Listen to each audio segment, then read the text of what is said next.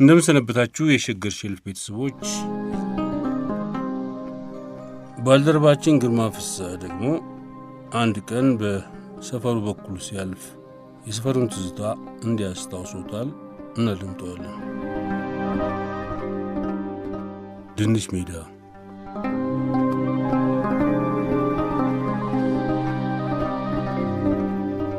ከፍተኛ 4 ቀበሌ 50 ውስጥ ሁለት ስም ያለው ሰፈር አለ። አንዱ በቀን የሚጠራበት፣ ሌላው በሌሊት የሚነገርለት። አንዱ የመሬት ስም ነው፣ ሌላው የልብ ስም። ድንች ሜዳ ወይም ላቭ ስትሪት። ሁለቱም ስሞች አንድ መንገድን ይገልጻሉ፣ ግን ሁለት ዓለሞችን ይይዛሉ። ላቭ የሚባል ቦታ በሌላ ሰፈር ሊኖር ይችላል፣ ፍቅር ሰው ባለበት ሁሉ ይበቅላልና። ግን ድንች ሜዳ የሚባለው ያ ልዩ ስም፣ ያ ዝምታ ያለው መንገድ፣ ያ በነፋስ ብቻ የሚነጋገር ሰፈር፣ ያ በትዝታ የተሞላ የልብ ጠባቂ ይመስላል።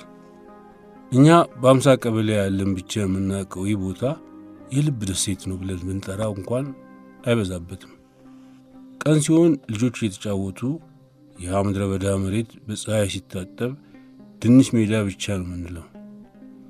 ሰዎች ወደ ሥራቸው የተፋጠኑ ሲሄዱ፣ ድምፁ ሲበዛ፣ ሕይወት በግልጽ ቀለም ሲተነፍስ ያ ቦታ ቀላልና ተራ ይመስላል።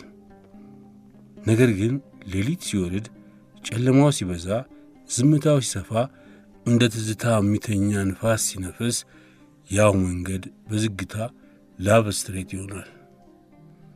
ቃላት የማይነገሩባት፣ እይታዎች ብቻ የሚበቃበት፣ ዝምታ ራሱ ታሪክ የሚያወራበት ቦታ።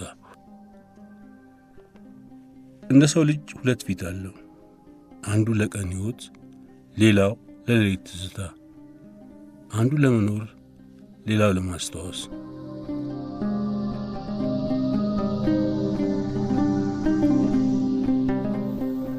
እና ምናልባት 50 ቀበሌ ያለ ሰው ብቻ የሚረዳው አንዱነት አለ። አንዳንድ ሰፈሮች በካርታ አይለኩም፣ በልብ ብቻ እንጂ። ያኔ ሰፈሩ እንደምናየው አልነበረም። ጭው ያለ፣ ምንም እንቅስቃሴ የማይታይበት፣ በሰው እግር እንኳን ብዙም ያልተለመደ፣ ለማለፍና ለማረፍ ብቻ የነበረ መሬት ነበር ይላሉ ያኔን የሚያውቁ። በዚህ አይኖሩት ሰዎች ከባዶ መሬት ጋር ጦርነት አልከፈቱም። ይልቁንም ሕይወት ይተክሉበት ነበር። ጎመን፣ ካሮት፣ ቆስጣ፣ ድንችና ሌሎች የጓሮ አትክልቶችን። እስቲ ያስቡት፣ በተራቆተው መሬት ላይ ቀለም የሚጨምሩ ትንንሽ አትክልቶችን። እንደ ሰው ልጅ ተስፋ በደረቅ መሬት ላይ ትንሽ አረንጓዴ ሲበቅል። ግን ከነዚህ ሁሉ መካከል ለምን ድንች ተመርጦ የሰፈሩ ስም ሆነ? ለምን ጎመን ሜዳ ወይም ካሮት ሜዳ አልተባለም? እስካሁን አላውቅም። ምናልባት ድንች በጣም በቀላሉ ስለሚበቅል ይሆን? ወይስ ታላቅ ታሪክ ሳይኖረው ታላቅ ሕይወት ስለሚሰጥ ይሆን? ወይስ ሰዎቹ እንደ ድንች ከመሬት ጋር ተጣብቀው ስለኖሩ ይሆን? ወይ ደግሞ ድንች ከሌሎች የጓሮ አትክልቶች ስለሚወደድ ይሆን? እነዚህ የራሴ መላምቶች ናቸው፣ እስካሁን መልስ ያላገኙላቸው።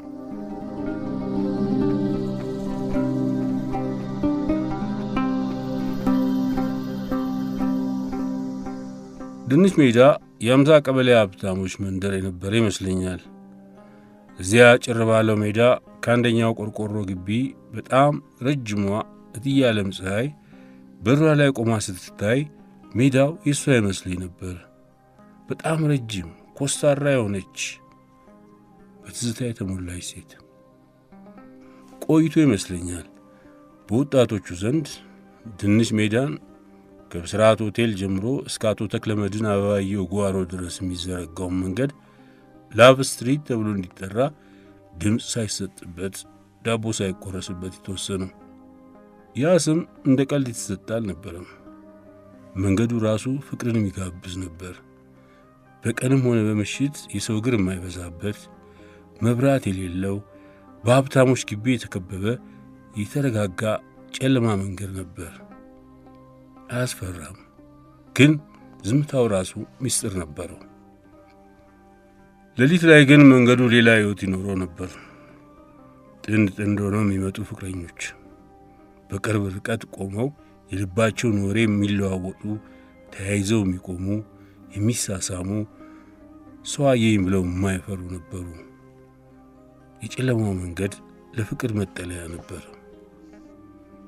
ደግሞ ጥንድ ካልሆኑ ማለፍ የተከለከለ ይመስል ማንም አያልፍም ነበር።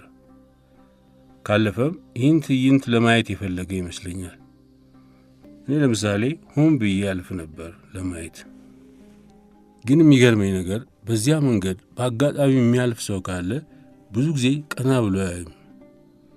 ለሚሳሳሙት ፍቅረኞች ክብር ለመስጠት ይሆን ወይስ ከፍርሃት ወይም ከአፍረት አላቅም። ግን ሁሉም አንገቱን ዝቅ አድርጎ በዝምታ ያልፍ ነበር። የላቭ ስትሪት ስነ ስርዓት ይሆን?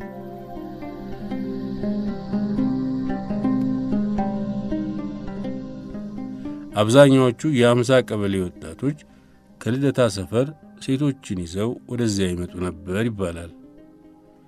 የ50 ቀበሌ ወንዶች ሚስቶቻቸውን ከልደታ ያመጣሉ ተብሎም ተቀልዷል። ላቭ ስትሪት የሚለውን ስም ያወጡት እነማን እንደነበሩ ባላቅም ምናልባት በዚያ ጨለማ መንገድ ውስጥ የሚብለጨለጩ የፍቅር ብርሃኖችን ተመልክተው ይሆናል። ስንቶች በዚያ መንገድ ተዋውቀው ትዳር እንደመሰረቱ አላቅም። ግን በዚያ ጨለማ ውስጥ ብዙ የልብ ቃሎች ተነግረዋል ብዬ እርግጠኛ ነኝ። ብዙ እህቶቻችን እወድሻለሁ ተብለዋል። ብዙ ተስፋ ተገብቷል። ብዙ ህልም ተጠንስሷል። ግን እኮ ድንሽ ሜዳ በፍቅር ብቻ አይነሳም። የ50 ቀበሌ ታሪክ መነሻም ነበረ።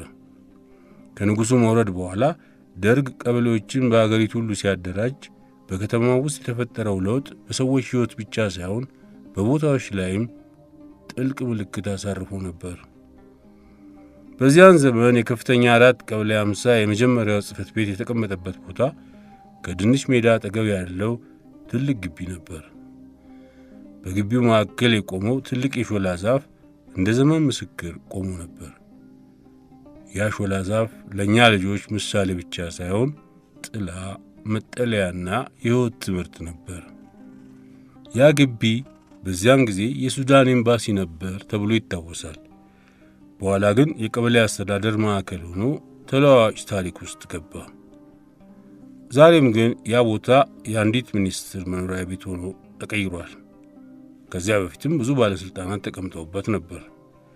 ለእኛ ግን ለ50 ቀበሌ ልጆች ያ ግቢ ቦታ ብቻ አልነበረም፣ የቀበሌ 50 ልብ ነበር።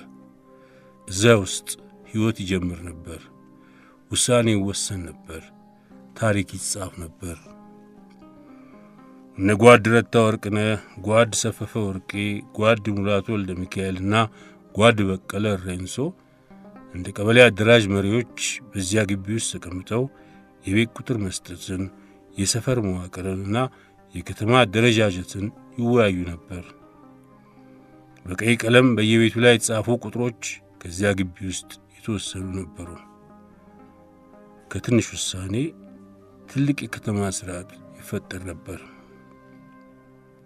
የዚያን ቀበሌ የመጀመሪያ የቀበሌ ሊቀመንበር ኮሎኔል ዮሴፍ ይርጋ መቀመጫቸውን እዚያ አድርገው ነበር። በኋላ ኮሎኔል ተስፋ ማርያም ተከስተ ሲመጡ ግን የቀበሌው ጽሕፈት ቤት ከድንሽ ሜዳ ወደ አዳራሽ ሰፈር ተዛወረ። እንዲህ በተደጋጋሚ የሚለዋወጥ አስተዳደር ራሱ እንደ ሰፈሩ ሕይወት አንድ ክፍል ሆኖ ነበር። ቀኛዝማች ወልደ ጻድቅ ወልደ አረጋይ ጌቶች ከተወረሱባቸው ቤቶች መካከል አንዱ የነበረውን ግቢ በኋላ ለቀበሌው ጽሕፈት ቤት መቀመጫነት ተወስዶ አገልግሏል። ይህ ለውጥ በከተማ ውስጥ የተፈጠረ አንድ ተራ አጠቃቀም ለውጥ ብቻ አልነበረም። የዘመን መቀየር፣ የማኅበረሰብ አዲስ አቀማመጥና የብዙ ሰዎች የዕለት ተዕለት ሕይወት መለወጥን የሚያሳይ ክስተት ነበር። ከዚያ በኋላ የ50 ቀበሌ መስሪያ ቤት በጊዜ ሂደት ወደ ሞዝቮልድ ሰፈር ተሻግሮ ዛሬ የልደታ ክፍለ ከተማ ወረዳ 09 የሚገኝበት ግቢ ላይ ተቀመጠ። ይህ የቦታ ሽግግር በወረቀት ላይ የተመዘገበ የመስሪያ ቤት መዘዋወር ብቻ አልነበረም። በሰፈሩ የነበረውን የማኅበረሰብ መስተጋብር፣ የአካባቢ መልክ በጥልቅ የቀየረ ሂደት ነበር። ስለዚህ ዛሬ ያንን ዘመን የሚያስታውሱ ሰዎች የሚያስታውሱት የአንድ ጽሕፈት ቤት ቦታ ለውጥ ብቻ አይደለም። የአንድ ሰፈር ታሪክ፣ የአንድ ትውልድ ሕይወትና የአንድ ዘመን መሻገር ምስክርነት ነው። እንዲህ ነው የከተማ እድገት። ትውልድ ይቀየራል፣ ቤቶች ይፈርሳሉ፣ ይታደሳሉ፣ ይገነባሉ ወይም ይቀየራሉ፣ ስሞችም ይለዋወጣሉ። ግን ትዝታ አይጠፋም። በሰው ልብ ውስጥ እንደ ተቀረጸ ምስል ይኖራል።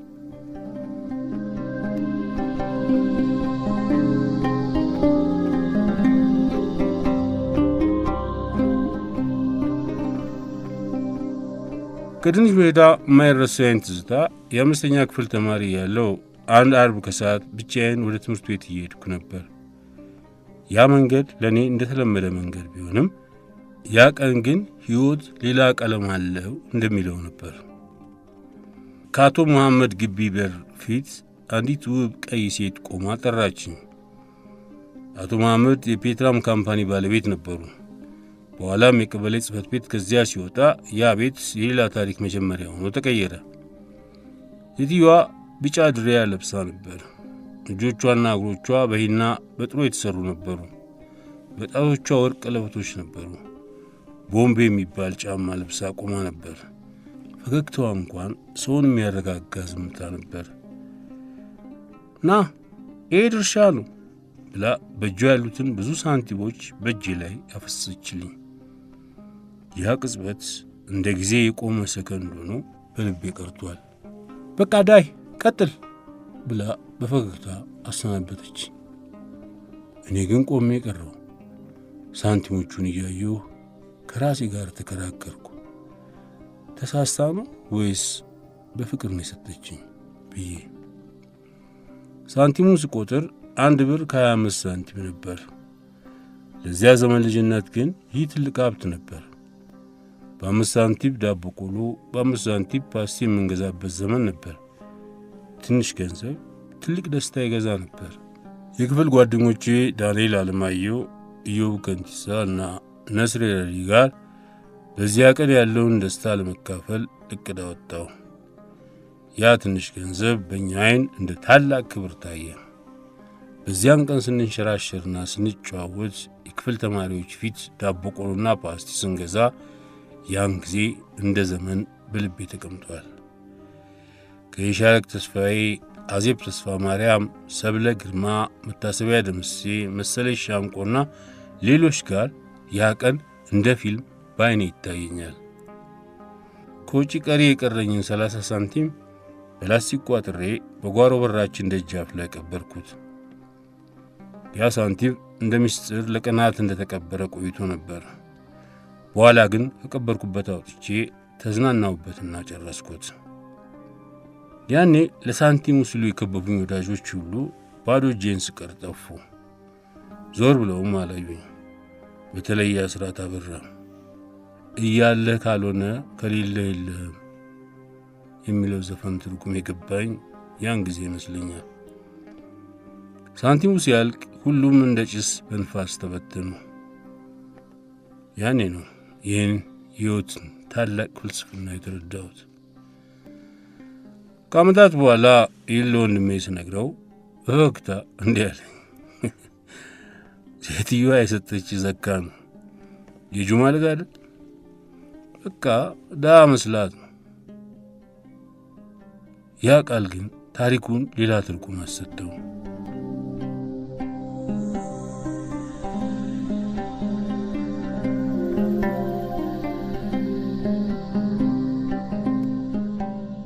ትንሽ ሜዳ ለእኛ ሜዳ ብቻ አልነበረም። የልጅነት አየር፣ የሾላ ፍሬ ጣዕም፣ የጭቃ ሽታና የፍቅር ዝምታ የተቀላቀለበት ሕይወት ነበር። ጠዋት ስንሄድ ከሾላ ዛፍ ፍሬ እየሰበሰብን እንደ ሀብት እንይዛለን። ነገር ግን አንድ ቀን ዛ ሜዳ መሃል የጭቃ ቤት ድንገት ሲሰራ አየን። ያኔ ነው የኳስ መጫወቻ ሜዳ በቀስታ እየተዘጋ የመጣው። መጀመሪያ ያኔ ከቀበሌ ወዛደሮች አንዱ ለነበረው ለስንታየው ለሜሳ ነው ቤቱ ተባለ። ስንታየው የሚጥል ሕመም ያለው ቢሆንም ጉልበቱን ለብዙዎች ያሳይ ነበር። ስንታየው ከወዛደሮቹ መካከል ግን ጀማል አብዬን ብቻ ይፈራ ነበር። በኋላ ያ የጭቃ ቤት ዙሪያ በቆርቆሮ ተከበበ። ሜዳው ቀስ ብሎ ከዓይናችን ተሰወረ። ያ ቦታ ከጨዋታ ወደ ሕይወት ሌላ ታሪክ ተለወጠ። በኋላም የቀበሌ 50 ሊቀመንበር የነበሩት ጓድ ሽፈራው መኩሪያ እዚያ ቤት ገቡ። ድንሽ ሜዳም በስማቸው ትዝታ ሆኖ ቀረ። ድንሽ ሜዳ በቀስታ ከክፍት ሜዳ ወደ ቆርቆሮ ግቢ ተለወጠ። ከጨዋታ ወደ ትዝታ ተቀየረ። እኛም የሾላ ፍሬያችንን በልባችን ይዘን ቀረን። ዛሬ ያ ሾላ ይኑር አይኑር አላውቅም፣ ግን በልቤ ውስጥ እንደ ሕይወት ምስል አሁንም ቆሟል። ላቭ ስትሪት ግን ገና አልሞተም። ምናልባት ዛሬም ፍቅረኞች የሚያልፉበት፣ የሚሳሳሙበት፣ ህልም የሚገነቡበት መንገድ ሆኖ ይኖራል፣ ያውም በተሻለ ሁኔታ። እያንዳንዱ ዝምታ ውስጥ ፍቅር የሚተነፈስበት ሰፈር ነው። ምናልባት ድንሽ ሜዳን ያለፈ ሰው ከ50 ቀበሌ ታሪክ አንድ ገጽ ያጣ ይሆናል።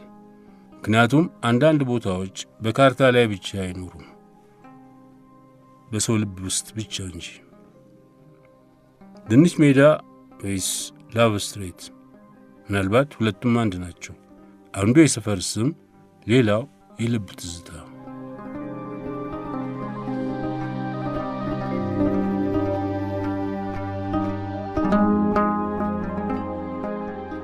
ግንቦት 4 2018 ዓ.ም በድንሽ ሜዳ ጋር ሳልፍ ግርማ ፍስሐ